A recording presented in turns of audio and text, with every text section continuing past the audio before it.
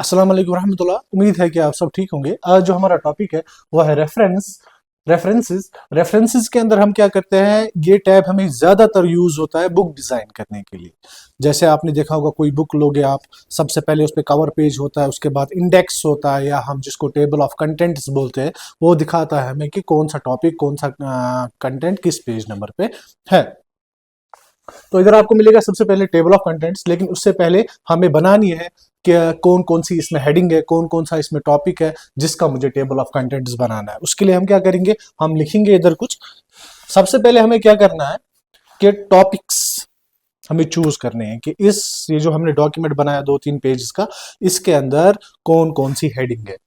तो for example हम ले लेंगे, यहां से यहां तक मेरी एक हेडिंग है, इसके बाद यहां से यहां तक मेरी दूसरी हेडिंग है। इसी तरह जितनी भी हेडिंग्स आपके डॉक्यूमेंट पे होगी वो आप यहां पे चूज कर सकते हो।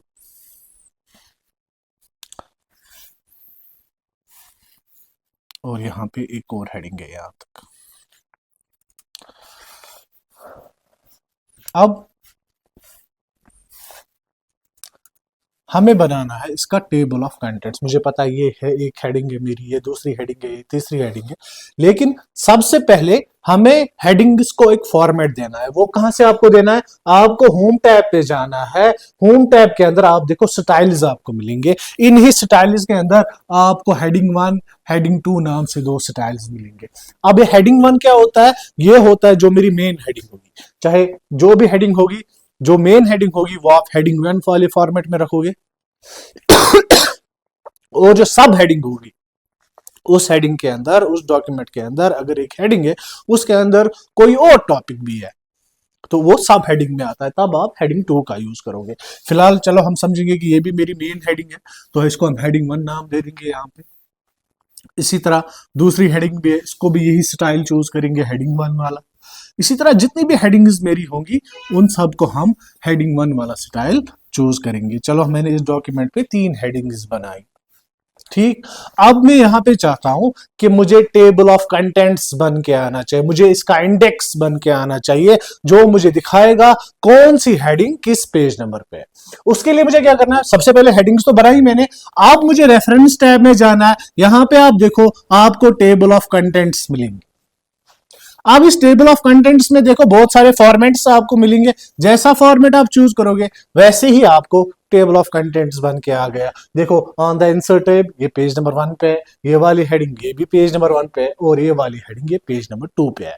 तो इंडेक्स बनाने के लिए सबसे पहले हमें हेडिंग्स चूज करनी है कि कौन कौन सी हेडिंग है, और उनको स्टाइल वही हेडिंग वाला देना है। या तो मैं हेडिंग 1 दे सकता हूं, अगर कोई सब हेडिंग है तब मैं हेडिंग 2 का स्टाइल वहां पे दे दूंगा। चलो अब टेबल ऑफ कंटेंट्स बनाने के बाद अब मैं डॉक्यूमेंट पे तो मैं एक ही दिन सारा काम नहीं करूंगा, मैं तो एक ही दिन सारी बुक डिजाइन नहीं करूंगा। अब मैं अगले दिन आया, मैंने कोई और हेडिंग यहां पे इंसर्ट कर दी, चाहे लास्ट में या बीच में। चलो हमने यहां पे एक और हेडिंग यहां से इंसर्ट की, तो उसको भी सबसे पहले हमें क्या करना है, सबसे पहले हमें हेडिंग का फॉर्मेट इसको दे देना है। तो मैं इसको सिलेक्ट करूंगा, यहाँ पे होम पे जाके मैं हेडिंग पे चूज करूंगा, तो ये भी फॉर्मेट बन के आ गया, ठीक है।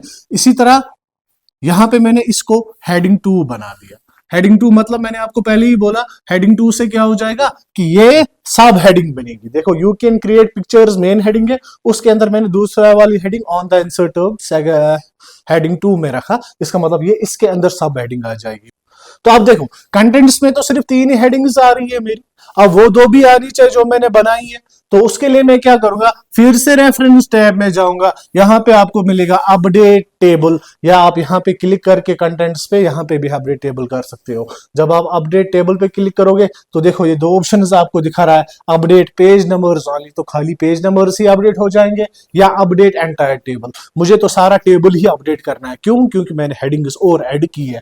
तो मैं जब अपडेट एंटायर टेबल करूंगा, ओके करूंगा, तो देखो वो वाली हेडिंग्स भी आपको इधर आ जाएगी।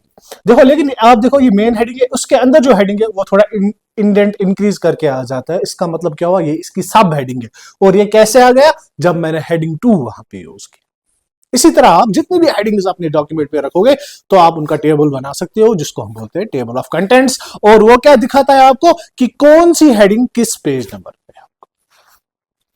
अब इसके बाद आते हैं इंसर्ट फुट नोट और है insert and note. Foot note क्या हुआ कि आपने अगर बुक पे देखा होगा कि कोई वर्ड होता है बुक पे लिख के, तो उस पे ऊपर से कुछ लिख के होगा, निशान रख के होगा या कोई सिंबल रख के होगा या 1 2 3 लिख के होगा, नीचे टेबल के पेज के बॉटम मार्जिन में उसकी मीनिंग लिख के होती है, तो उसको बोलते हैं फुट नोट। अगर वो उसी पेज के नीचे उस वर्ड की मीनिंग या उस वर्ड के बारे में लिख के होगा। लेकिन अगर उस पेज के नीचे नहीं होगा जिसपे वो वर्ड है, लेकिन वो डॉक्यूमेंट के लास्ट पे होगा, लास्ट वाले पेज पे होगा, डॉक्यूमेंट के लास्ट वाले पेज पे होगा, उसको बोलते हैं एंड नोट। और उसी पेज के नीचे अगर होगा जिस पेज पे हम काम कर रहे हैं, उसको बोलते हैं फुट नोट। और अगर डॉक्यूमेंट के लास्ट पे होगा तो उसको बोलते हैं एंड नोट। तो हम यहां पे एंड नोट्स भी बना सकते हैं और फुट नोट्स भी बना सकते हैं।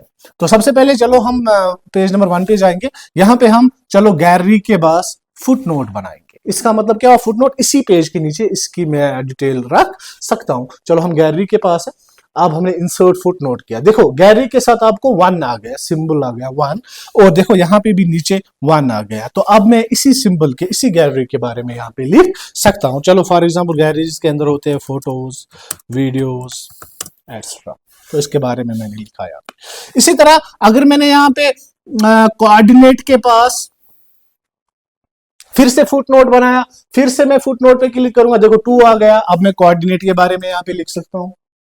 अब अगर इसी पेज के नीचे मैंने डॉक्यूमेंट के पास एंड नोट इंसर्ट किया, आप देखो ये डॉक्यूमेंट के लास्ट पे आ जाएगा और इसका फॉर्मेट डिफॉल्ट में रोमन में आ जाता है। उसका तो सीधे नंबरिंग आ जाती है 1 2 3 जो मेरा फुट नोट होता है। लेकिन एंड नोट कैसे आता है, रोमन में आई आई आई वगैरह में आ जाएगा। चलो ये मैंने इसके बारे में यहाँ पे एंड नोट बनाया। तो देखो एंड नोट मेरा डॉक्यूमेंट के लास्ट पे आ जाएगा और फुट नोट मेरा उसी पेज के नीचे आ जाएगा। और यहाँ पे देखो आप आई।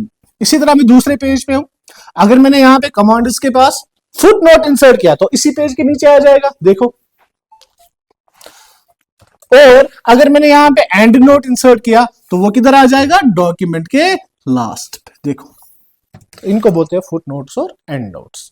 तो इसके बाद क्या है, नेक्स्ट फुट नोट। तो यहां पे हम मूव कर सकते हैं, प्रीवियस फुट नोट पे जा सकते हैं, नेक्स्ट फुट नोट पे जा सकते हैं, या एंड नोट्स, पहले वाले एंड नोट या दूसरे जितने भी एंड नोट्स हमने रखे होंगे या फुट नोट्स रखे होंगे उन पे मैं यहां से जा सकता हूं। इसके बाद है यहाँ पे शो नोट्स। शो नोट्स के जरिए क्या होगा कि मैं फुट नोट एरिया पे भी डायरेक्ट जा सकता हूं, या एंड, मैंने बोला इसको एंड नोट एरिया पे जाओ तो देखो ये एंड नोट एरिया पे जाएगा। मैं बोलूंगा इसको फुट नोट एरिया पे जाओ तो ये फुट नोट एरिया पे जाएगा।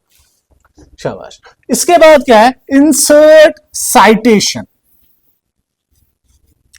इससे क्या होता है, फॉर एग्जाम्पल हम ये बुक बना रहे हैं, हम अब हमने कंटेंट जो है इसके अंदर, चलो ये जो लिख के है यहां तक, ये हमारा खुद का कंटेंट नहीं है, हमने किसी और सोर्स से लाया है और इधर डाला है। तो मुझे क्या करना है, यहां पे मेंशन करना है कि मैंने ये कंटेंट कहां से लाया है, उसको बोलते हैं साइटेशन ऐड करना। तो या तो मैं किसी और की बुक से ला सकता हूं, या तो मैं किसी इंटरनेट वेबसाइट से ला सकता हूं, या तो मैं किसी फिल्म मूवी से ला सकता हूं। इसी तरह बहुत सारे सोर्सेज है हमारे पास जहां से मैं कंटेंट को ला सकता हूं, लेकिन मुझे यहां पे मेंशन करना होता है कि मैंने ये कंटेंट कहां से लाया।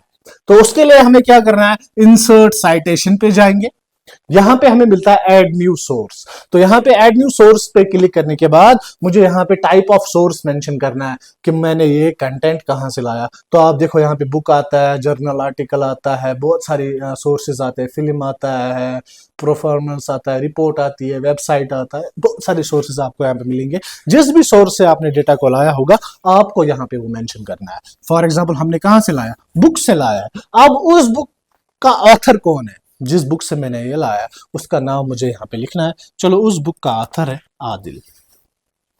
अब टाइटल, उस बुक का टाइटल क्या है, उस बुक का नाम क्या है, चलो उस बुक का नाम है कंप्यूटर बेसिक्स। फिर मैं और भी यहाँ पे फील्ड्स में मेंशन कर सकता हूँ कि ईयर, किस ईयर में वो बुक बनी है, पब्लिश हुई है, किसने पब्लिश की है, कहाँ पे की है, वो सब इंफॉर्मेशन आप यहाँ पे इसको डाल सकते हो। चलो 2020 में बनी है, सिटी कहाँ पे बनी है, बारामूला में, और पब्लिशर था जेको पब्लिकेशंस।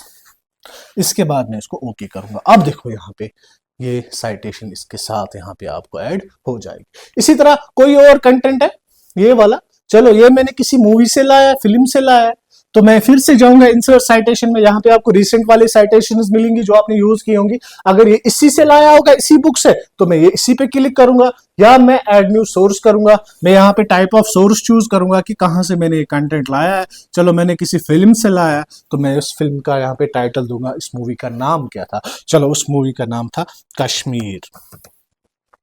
इसी तरह डायरेक्टर कौन था, उसका नाम, जो उसका डायरेक्टर होगा, उमर, और ईयर, कब ये मूवी उसने बनाई। तो इसी तरह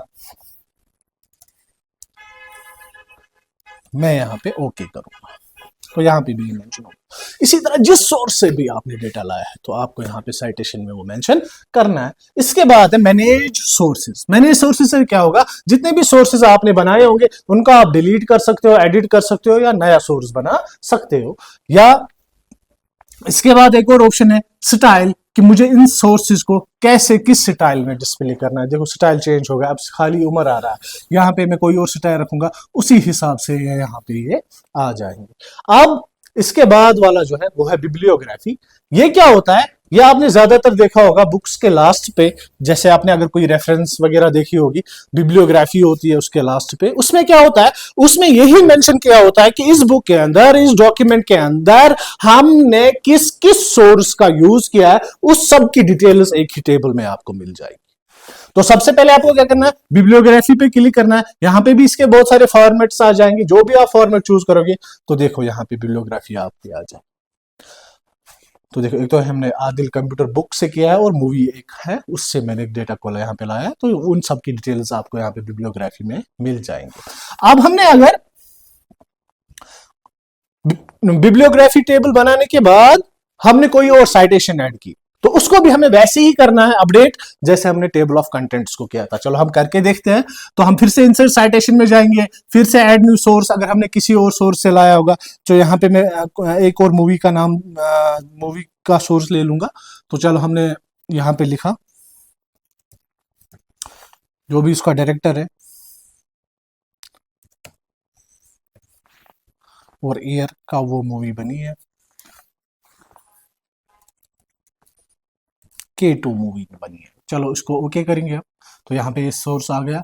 अब जब हम बिब्लियोग्राफी पे क्लिक करेंगे, तो यहाँ पे देखो आप आता है अपडेट साइटेशंस एंड बिब्लियोग्राफी। इस पे जब आप क्लिक करोगे, तो देखो दूसरी जो हमने सोर्स ऐड किया बिब्लियोग्राफी करने के बाद, तो उसको भी मैं यहाँ से अपडेट कर सकता हूँ। या अगर मैंने कोई सोर्स डिलीट किया, तब भी मैं अपडेट करूंगा। या आप कोई भी चीज करोगे, अपडेट आप साथ साथ करोगे टेबल को, चाहे आप टेबल ऑफ कंटेंट्स करना है, चाहे आपको बिब्लियोग्राफी वगैरह का करना है।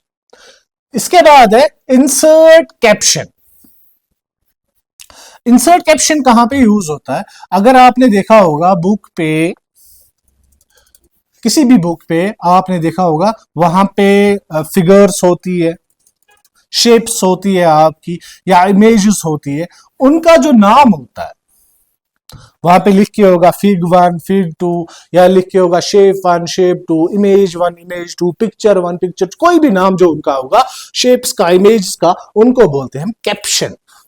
तो शेप्स और इमेजेस का क्या होता है हमारे पास, कैप्शन। चलो हम कोई शेप यहां पे ड्रॉ करेंगे, कोई फिगर बनाएंगे। हम गए इंसर्ट में, यहां पे शेप्स पे गए, कोई भी शेप हमने चूज की, देखो ये शेप यहां पे बन के आ गई। इसी तरह मैंने दूसरी शेप यहां पे बनाई।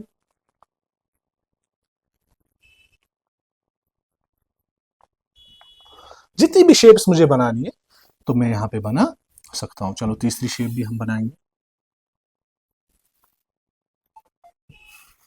अब इन जो डायग्राम्स, ये जो शेप्स मैंने बनाई, इनका मुझे नाम देना है। उस नाम देने को बोलते हैं कैप्शन दे देना। क्या बोलते हैं, कैप्शन दे देना। अब कैसे देना है, तो मैं यहां पे क्लिक करूंगा, रेफरेंस टैब में जाऊंगा, यहां पे आएगा इंसर्ट कैप्शन। देखो डिफॉल्ट में इसका कैप्शन आ रहा है फिगर 1, या मैं लेबल इसकी चेंज कर सकता हूं। मैं कोई भी जो भी नाम आपको डिस्प्ले हो जाएंगे यहाँ पे, वो आप चूज कर सकते हो, या आप न्यू लेबल कर सकते हो कि अपना भी आप नाम दे सकते हो। आप चाहते हो फिगर नहीं आना चाहिए, मुझे इमेज आना चाहिए, मुझे शेप आनी चाहिए, तो वो नाम आप यहाँ पे दे सकते हो।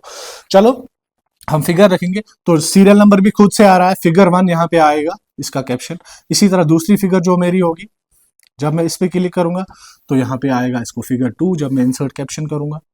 इसी तरह तीसरी, जितने भी मैंने अपने डॉक्यूमेंट पे शेप्स यूज़ की होंगी उनको नाम देने को बोलते हैं कैप्शन दे देना। तो इसी तरह मैं अपने डॉक्यूमेंट पे जितने भी चीज शेप्स मैंने वगैरह यूज़ की होंगी तो उन सब का कैप्शन यहाँ पे दे सकता हूँ। अब कैप्शन देने के बाद मैं चाहता हूं कि ना इनका भी मुझे टेबल आना चाहिए कि कौन सी शेप, कौन सी फिगर, कौन सी डायग्राम किस पेज नंबर पे है।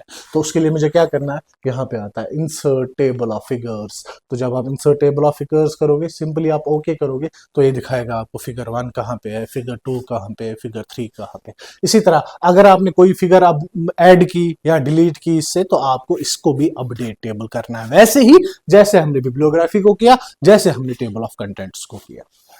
इसके बाद इंपॉर्टेंट वाला ऑप्शन है वो है क्रॉस रेफरेंस। क्रॉस रेफरेंस से क्या करते हैं, हम मिला जैसे टेबल ऑफ कंटेंट्स अलग से टेबल बन के आ गया, बिब्लियोग्राफी का अलग से टेबल बन के आ गया, इसी तरह कैप्शंस का अलग से टेबल बन के आ गया। अब मैं चाहता हूं नहीं, मिला के मैं एक ही ग्रुप बनाऊं जिसके अंदर मैं दिखा सकता हूं बिब्लियोग्राफी भी किस पेज नंबर पे है, साइटेशन या कैप्शन भी किस पेज नंबर पे है, टेबल ऑफ कंटेंट्स भी किस, कभी मैं टेबल ऑफ कंटेंट्स ले लूं, कभी मैं कैप्शन ले लूं, कभी मैं साइटेशन ले लूं, जो भी मुझे देना है तो उन सब का मिला के मैं एक ही टेबल बना सकता हूं। तो उसके लिए हमें क्या करना है, क्रॉस रेफरेंस का यूज करना है। तो सबसे पहले हम क्या करेंगे, एक टेबल का स्ट्रक्चर बनाएंगे। चलो यहाँ पे हमने बनाया, यहाँ पे मैंने लिखा टॉपिक कौन सा है या फिगर कौन सी है, चलो हम दो का ले लेंगे, टॉपिक या फिगर, और यहाँ पे मैंने दिया पेज नंबर कौन सा है इसका।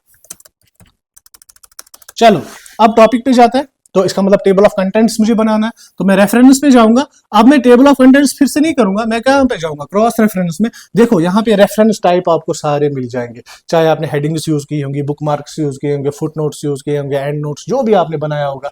जैसे हमने हेडिंग्स बनाई है वो सारी हेडिंग्स यहाँ पे आपको डिस्प्ले हो जाएंगी।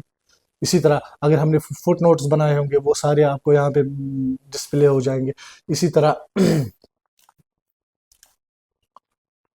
अगर आपने एंड नोट्स बनाए होंगे वो सब आपको यहाँ पे डिस्प्ले हो जाएंगे। चलो हमने टॉपिक बनाना है, हेडिंग लेनी है, तो हमने हेडिंग ले ली। चलो मैं बोलता हूँ हेडिंग नंबर 1, इसका क्या आना चाहिए यहाँ पे, इसका टेक्स्ट। तो मैं यहाँ से हेडिंग टेक्स्ट चूज करूंगा, तो यहाँ पे इसका टेक्स्ट आ जाएगा। अब यहाँ पे इसका पेज नंबर आना चाहिए, मैं यहाँ पे क्लिक करूंगा। अब मैं इंसर्ट रेफरेंस टाइप को चेंज करके यहाँ पे इसी हेडिंग का पेज नंबर चूज करूंगा। तो जब मैं इंसर्ट करूंगा तो देखो इसका पेज नंबर आ जाएगा। इसी तरह मैं यहाँ पे दूसरी हेडिंग का टेक्स्ट चूज कर सकता हूँ, फिर इसका पेज नंबर चूज कर सकता हूँ। या मैं चाहता हूँ नहीं, अब हेडिंग मैंने बनाई, अब तो मैं दे दूंगा इसको फिगर्स के बारे में। चलो मैंने इसको बोला फिगर 3, जैसे मैंने आपको बोला उसका कैप्शन होता है, तो एंटायर कैप्शन, तो यहाँ पे लिख के आ जाएगा इसका कैप्शन क्या होगा। लेकिन यहाँ पे मुझे इसका क्या चाहिए, पेज नंबर, तो मैं यहाँ से पेज नंबर चूज करूंगा।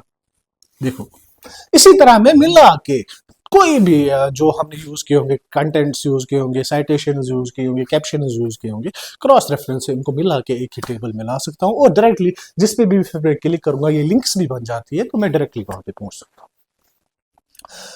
इसके बाद है क्रॉस रेफरेंस के बाद यहाँ पे एक और है, वो है मार्क एंट्री। मार्क एंट्री में क्या करते हैं, हम एंट्रीज मार्क करके रखते हैं। मतलब हम समझेंगे ऐसे, इसको समझेंगे कि हमारा जो डॉक्यूमेंट है इसमें कोई इंपॉर्टेंट पॉइंट्स है और मैं चाहता हूं कि उनका भी मुझे टेबल बन के आना चाहिए। तो सिंपली आपको क्या करना है, उस पॉइंट को सिलेक्ट करना है, जिस एंट्री को सिलेक्ट करना है जिसको आप मार्क करना चाहते हो। इसके बाद मार्क एंट्री में जाओगे, यहां से इसको मार्क करोगे। लेकिन जब आप मार्क करोगे, आप देखो ये सिंबल्स आपको दिखेंगे यहाँ पे, शो हाइड के, जो हमने होम पे देखा है कि कहां कहां पे हमने पैराग्राफ यूज किया, तो उसको आप यहां से हाइड कर सकते हो वापस। इसी तरह जितनी भी एंट्रीज मैंने मार्क की है, चलो हम 2-3 एंट्रीज मार्क करेंगे, ये दूसरी एंट्री है, तो फिर से हम किस पे जाएंगे, रेफरेंस पे, यहाँ पे मार्क एंट्री, इसको मार्क करेंगे। इसी तरह होम पे जाके इसको फिर से हाइड करेंगे। इसी तरह तीसरी एंट्री है, इसको भी रेफरेंस में जाके यहाँ पे मार्क एंट्री करेंगे और फिर मार्क एंट्री करने के बाद शो हाइड को हम यहाँ से क्लोज करेंगे। अब मैं चाहता हूं कि इनका भी मुझे टेबल यहाँ पे बन के आना चाहिए, तो मैं क्या करूंगा, मैं जाऊंगा रेफरेंस में फिर से, तो मैं यहाँ पे आपको दिखाऊंगा, यहाँ पे आता है इंसर्ट। देखो यहाँ पे आपको मिलेगा इंसर्ट इंडेक्स, तो इससे क्या हो जाएगा, एंट्रीज का आपको टेबल बनेगा। तो जब आप इंसर्ट इंडेक्स पे जाओगे, 1 कॉलम हम रखेंगे, ओके करेंगे तो देखो ये दिखाएगा ये वाली एंट्री पेज नंबर 4 पे है, ये वाली एंट्री भी पेज नंबर 4 पे है, और ये वाली एंट्री पेज नंबर 5 पे है।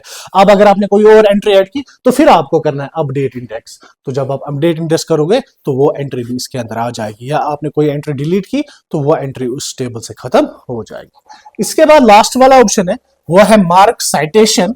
मार्क साइटेशन में क्या करता है, ये भी एंट्रीज की तरह ही होती है, लेकिन इसके अंदर हम कैटेगरीज के हिसाब से टेक्स्ट को रख सकते हैं। फॉर एग्जाम्पल कोई लॉ है, ये बुक हम बना रहे हैं, इसमें कोई लॉज आते हैं वगैरह, तो हम इनको लॉ की कैटेगरी में रखेंगे। कोई कॉन्स्टिट्यूशनल प्रोविजन है तो उसको उस कैटेगरी में रखेंगे। तो कैटेगरीज के हिसाब से हम अपने टेक्स्ट को मार्क कर सकते हैं। फॉर एग्जाम्पल यहां से यहां तक ये कोई लॉ है तो मैं इसको किस कैटेगरी में रखूंगा, तो मैं मार्क साइटेशन में जाऊंगा। यहां पे आप देखो कैटेगरीज आती है, केसेस, रूल्स वगैरह जो भी होगा। चलो ये कोई रूल है तो मैं इसको रूल्स की कैटेगरी में मार्क करूंगा। इसको भी आपको फिर शो हाइड आ जाएगा, वो आप यहां से जैसे मैंने आपको पहले भी बोला वो आप हाइड कर सकते हो। इसी तरह कोई और रूल है तो मैं फिर से इसको सिलेक्ट करूंगा, रेफरेंस में जाके मार्क साइटेशन में फिर से मार्क करूंगा, ओके करूंगा। तो दो रूल्स हमने बनाए, होम पे जाके अनहाइड, ये हाइड करेंगे इसको वापस। इसी तरह कोई और कैटेगरी का टेक्स्ट है, फिर से हम रेफरेंस में जाएंगे, मार्क साइटेशन में, यहाँ पे हम कोई और कैटेगरी भी, बहुत सारी कैटेगरीज आपको यहाँ पे मिलेंगे जो आप चूज करोगे। चलो ये कोई कॉन्स्टिट्यूशन प्रोविजन है तो मैं इसको कॉन्स्टिट्यूशन प्रोविजन में रखूंगा, उसको मार्क करूंगा, क्लोज करूंगा। अब मैं क्या चाहता हूं कि जिस कैटेगरी में मुझे टेक्स्ट को मार्क करना है वो कैटेगरी वहां पे नहीं है, तो मैं अपनी कैटेगरी भी क्रिएट कर सकता हूं। कैसे, जैसे ये टेक्स्ट मैंने लिया, मैं रेफरेंस पे गया, यहां पे मार्क साइटेशन में, यहां पे देखो कैटेगरीज में जाके यहाँ पे आपको नीचे मिलेंगे कुछ कैटेगरीज जिन पे नंबरिंग लिखी होगी 16, 15, 14 जैसे आपको मिल रहा है। चलो कैटेगरी नंबर 8 है, वो मैं अब करूंगा कैटेगरी पे क्लिक और यहाँ पे इसको रिप्लेस कर सकता हूँ। 8 को उस टेक्स्ट से रिप्लेस करूंगा जो मेरी कैटेगरी का नाम होगा। चलो ये टेक्स्ट मुझे फॉर एग्जाम्पल साइंस की कैटेगरी का है तो मैं यहाँ पे SCIENC लिखूंगा और इसको रिप्लेस करूंगा। देखो अब मेरी साइंस की भी कैटेगरी बन के आ गई। इसी तरह आप कैटेगरीज के हिसाब से अपने टेक्स्ट को मार्क कर सकते हो। अब मैं क्या चाहता हूं कि मुझे इनका भी टेबल आना चाहिए कि कौन सी कैटेगरी का टेक्स्ट किस पेज नंबर पे है। तो मैं यहाँ पे देखो आप टेबल ऑफ अथॉरिटीज आ जाएगा। अगर आप ऑल करोगे तो सारी कैटेगरी जो जो भी आपने बनाई होगी वो आएंगी, या पर्टिकुलर कोई कैटेगरी चूज करोगे तो उसी का आ जाएगा। चलो हम ऑल करेंगे, हमने 2-3 कैटेगरीज बनाई है, तो जब हम ओके करेंगे तो ये देखो रूल्स में ये 2 है जो पेज नंबर 4 पे है, कॉन्स्टिट्यूशन प्रोविजन में ये है। फिर आप नई कैटेगरी भी डाल सकते हो, या आप अगर रूल्स को ऐड करोगे या कॉन्स्टिट्यूशन प्रोविजन को ऐड करोगे उसको वहां से अपडेट करना है। जैसे हमने यहाँ से अपडेट करते आए वैसे ही हम वहां से भी अपडेट कर सकते हैं। तो रेफरेंस टैब हमारा पूरा यूज होता है जब भी हमें कोई डॉक्यूमेंट ऐसा बनाना होगा, बुक जैसी बनानी होगी, तब हमें रेफरेंस टैब का यूज करना पड़ता है। Thank you.